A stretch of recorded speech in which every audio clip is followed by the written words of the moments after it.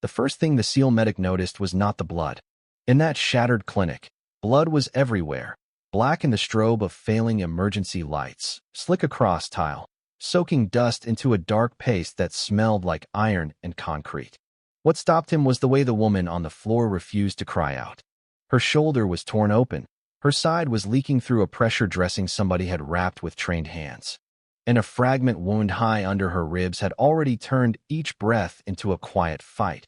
But she bit down on the inside of her cheek and watched the doorway like she was still covering a sector. The team had been told she was an American civilian aid worker caught in the blast, one more extraction from a city collapsing under its own fear.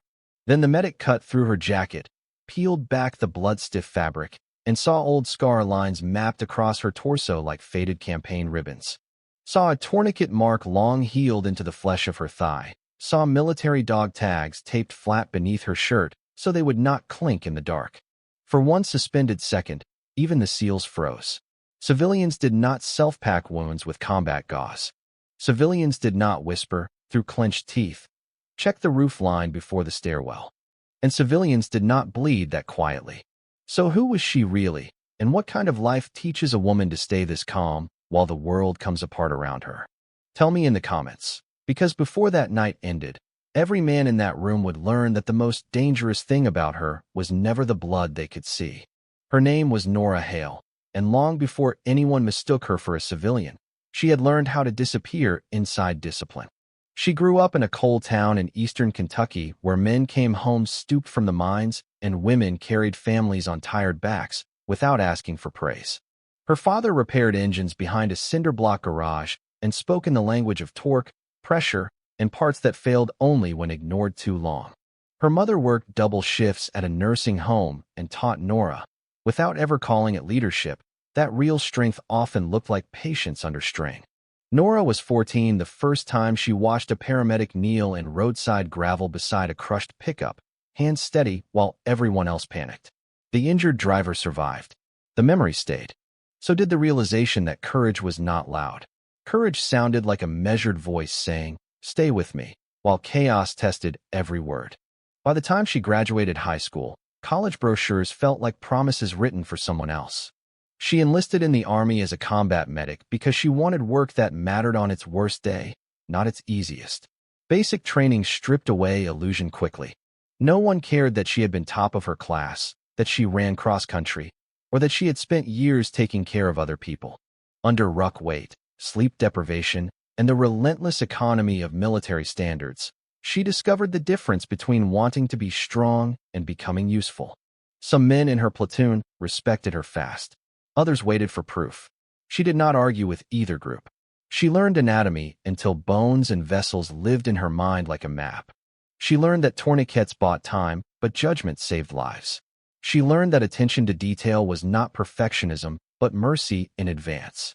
In medic school, she stayed after lights out to practice needle decompressions on training aids until her fingertips bruised. She wrote casualty steps in a pocket notebook and recited them while cleaning weapons, while standing in chow lines, while lying in her bunk staring at a ceiling she was too tired to see. Her instructors remembered her not because she was the loudest, but because she treated every scenario as if a real heartbeat depended on her remembering the next step.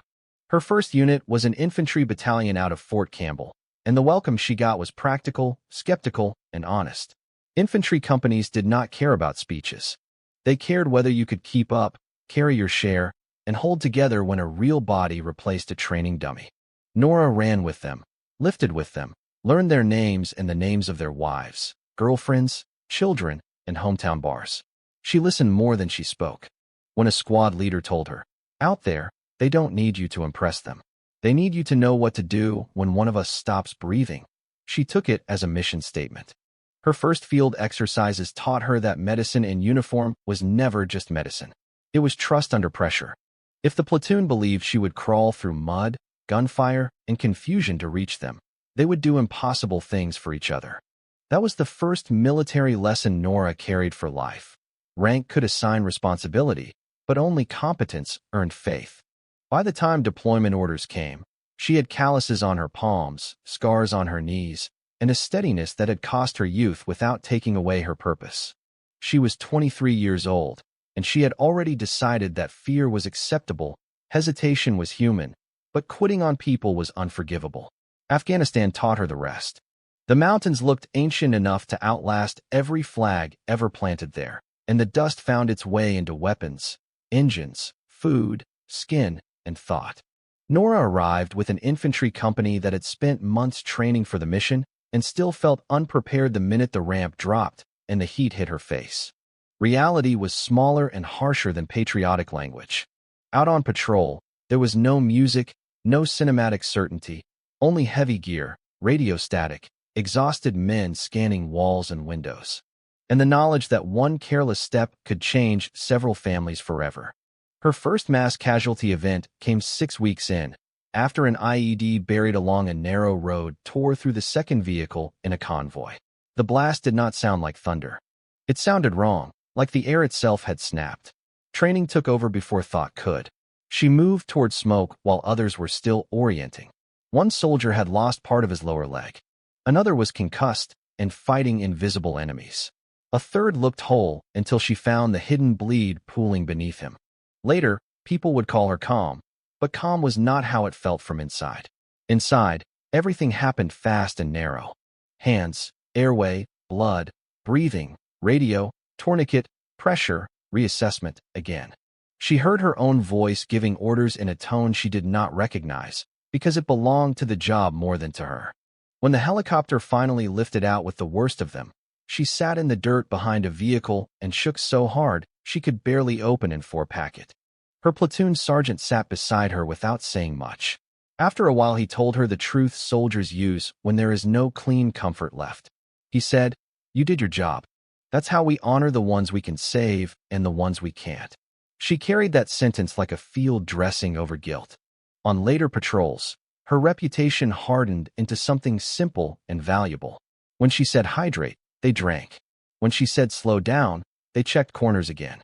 When she slapped a shoulder and said, "You're fine, keep moving," men believed her because she never lied about pain, only about panic.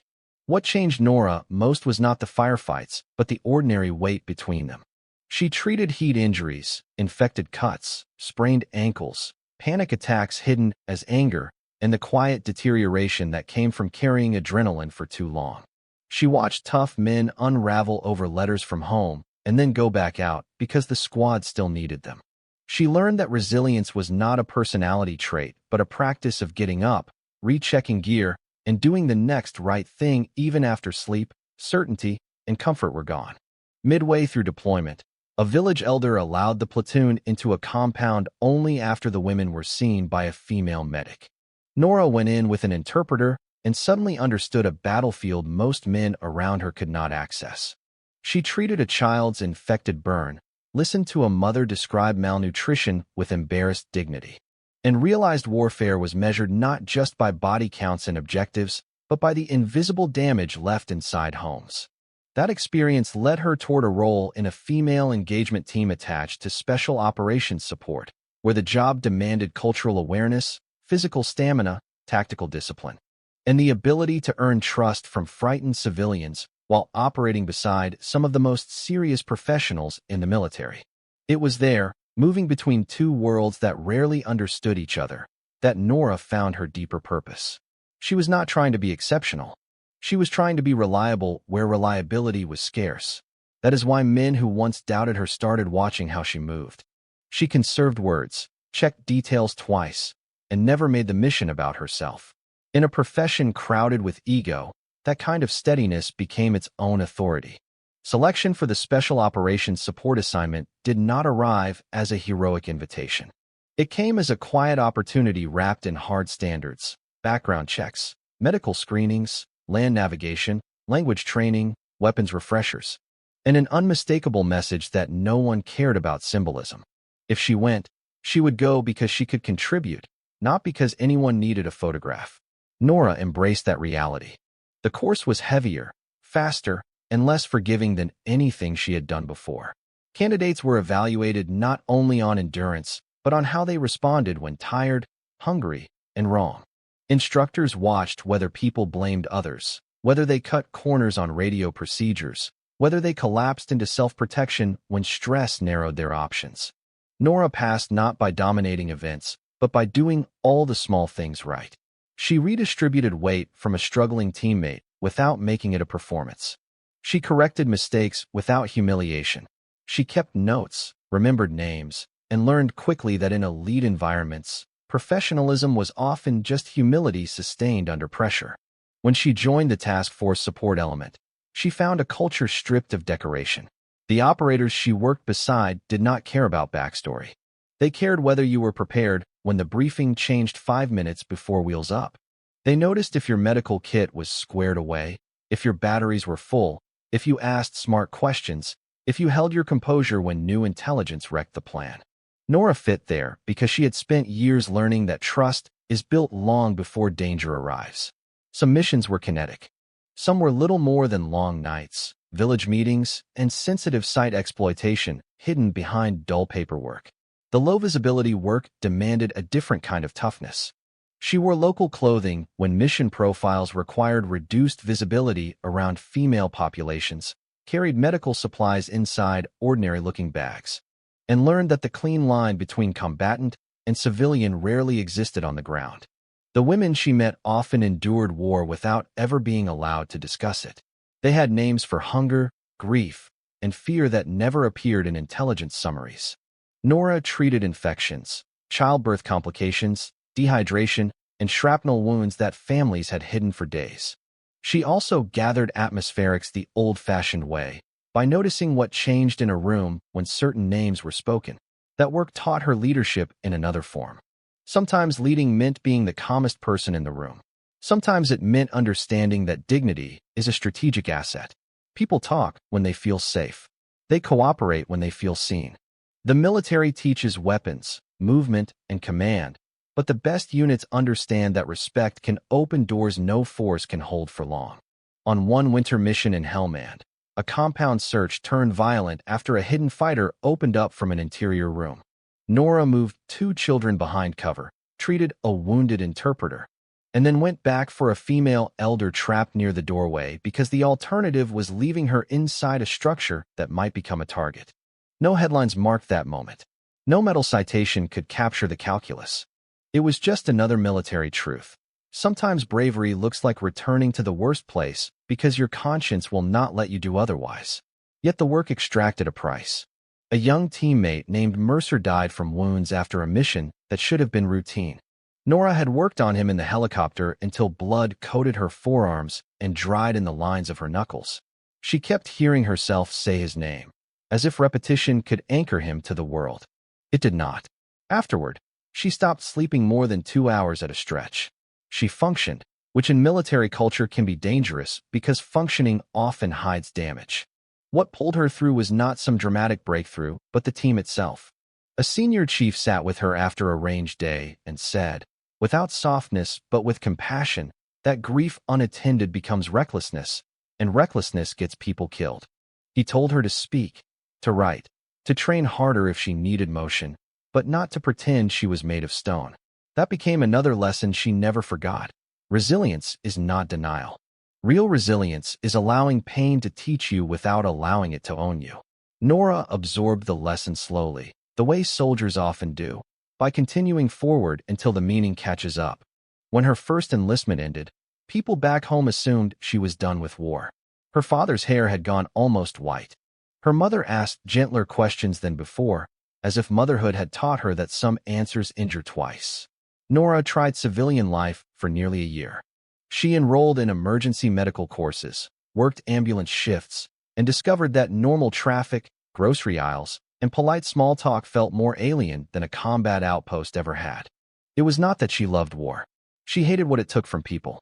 But she missed being part of something in which every person understood that service meant inconvenience, sacrifice, and a responsibility larger than mood. So she joined the Army Reserve, then accepted a specialized assignment supporting interagency stabilization work overseas, the sort of mission that never fit neatly into public narratives. Officially, she was a medical and humanitarian liaison attached to a reconstruction cell. In truth, her job sat at the intersection of aid, force protection, evacuation planning. and the fragile trust required to move endangered locals out before militias decided the city belonged only to fear. She wore civilian clothes more often than uniform because the environment demanded a lower profile, but the military never left her posture, her routines, or the old dog tags she still taped under her shirt when things felt uncertain. By then she was in her early 30s, leaner, quieter, and harder to surprise. She had learned to brief an ambassador's security detail in the afternoon, teach hemorrhage control to local clinic staff at dusk, and sleep beside a packed go-bag because collapse always came faster than planners predicted. The city where her final deployment unfolded had once believed it could outlast the surrounding violence. Markets still opened. Schools still tried. Aid workers negotiated for water, diesel, and medicine. Children still kicked flattened bottles through alleys as if ordinary life could be defended by habit alone. Nora helped run a network of medical points for civilians, interpreters, and local women who would be marked for death if the wrong fighters took control. She built lists, updated routes, trained volunteers, and kept people moving. That kind of work never looks glorious because its success is measured by who is not found in a ditch later. The younger staff around her sometimes mistook composure for certainty. She corrected them gently. Certainty, she said, is a luxury leaders rarely get. Preparation is what replaces it. She made them rehearse blackout procedures, burn after-read protocols, casualty drags, and alternate rally points until they complained. Then the first attacks reached the outer districts, and nobody complained again. The educational truth embedded in those weeks was as unforgiving as any battlefield lesson she had learned years before. Panic is contagious, but preparation can be contagious too. People borrow calm from the person still thinking clearly. Nora knew that. So she controlled her voice even when reports worsened by the hour. She kept one hand on the mission and one on the human beings inside it. A frightened interpreter whose wife was 7 months pregnant did not need abstract strategy. He needed a route, a timeline, and a leader who would not pretend false promises were a plan. When supply lines failed, she cut her own meals in half before touching anyone else's. When a nurse refused evacuation because her patients could not travel, Nora stayed late to reorganize the ward with portable kits and improvised triage tags. She had long since stopped imagining herself as the hero of any story. She understood her role the way seasoned soldiers often do.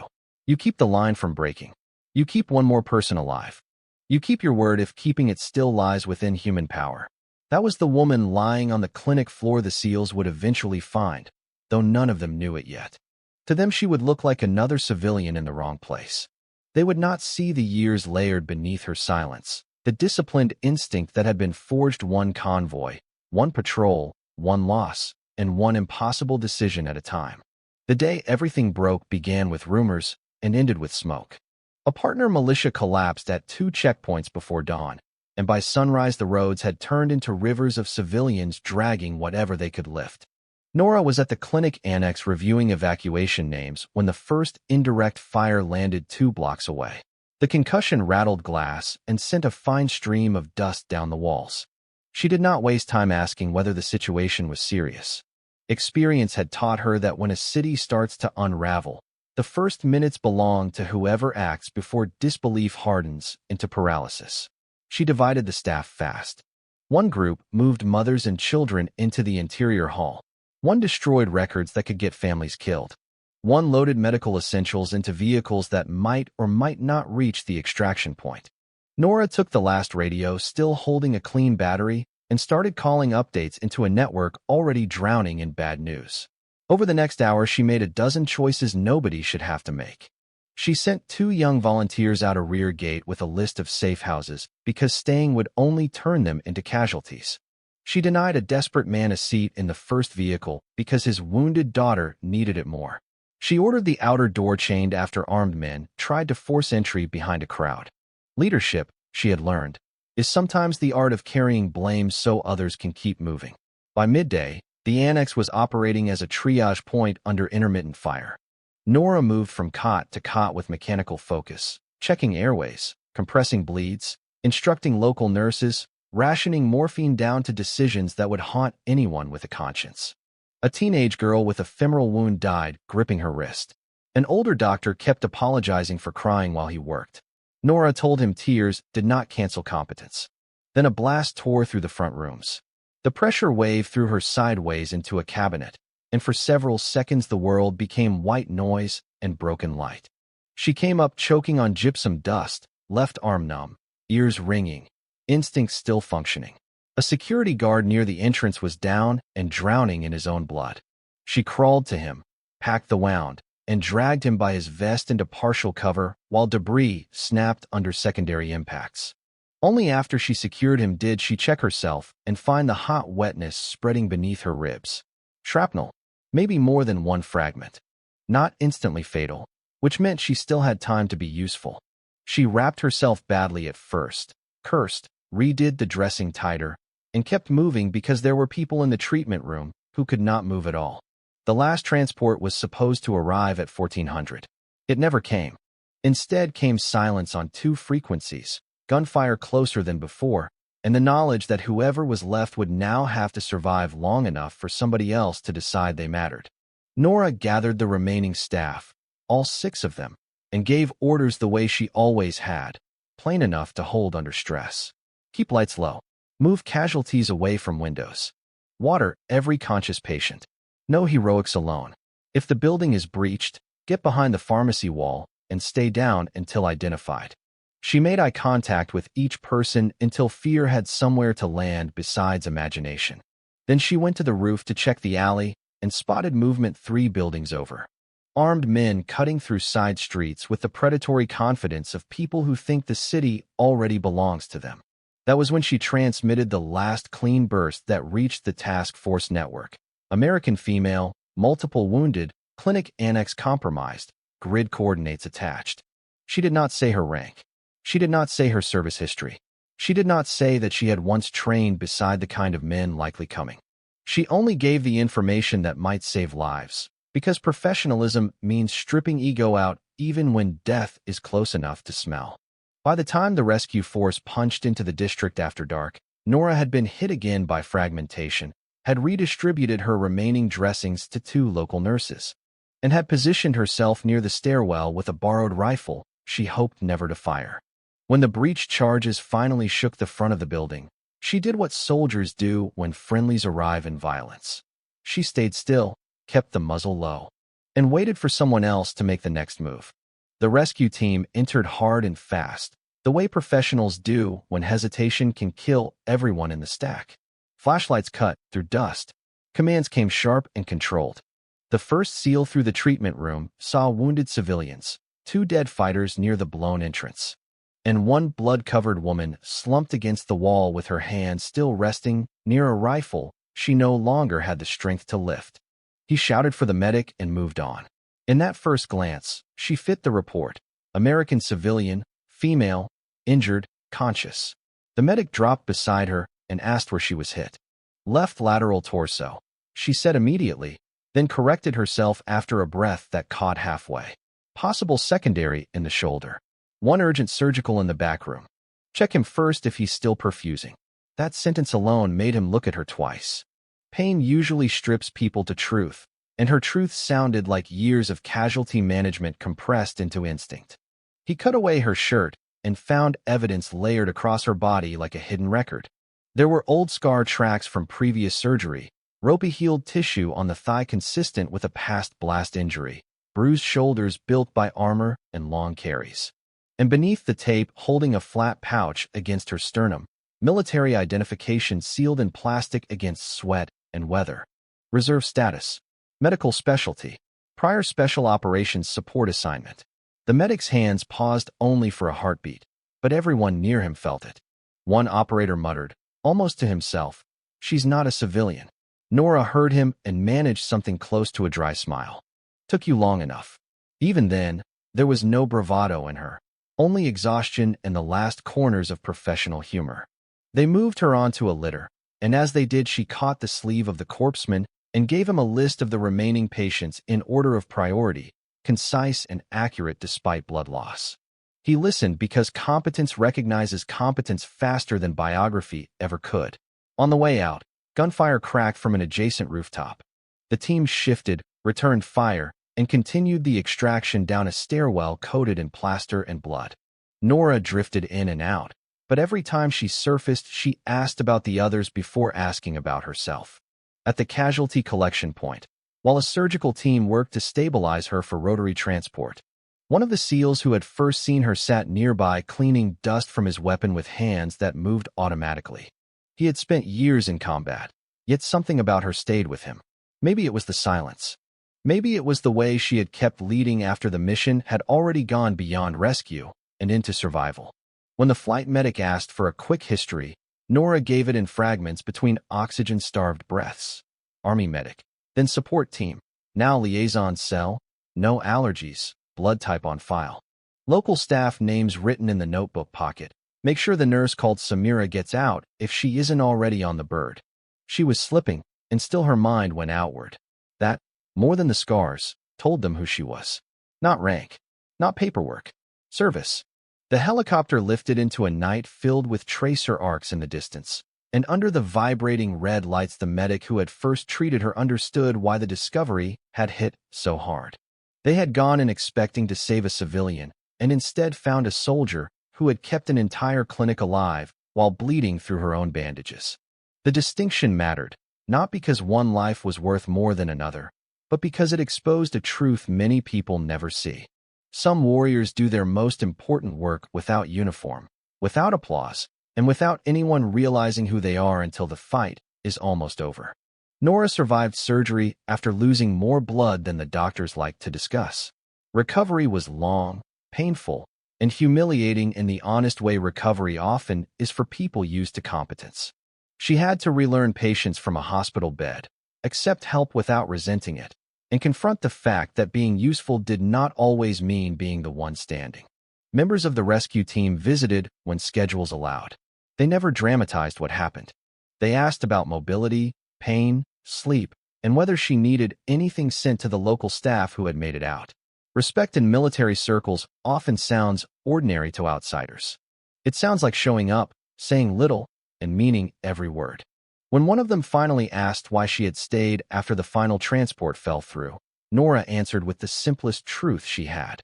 Because they were still there. Nothing in her career ever explained her better than that sentence.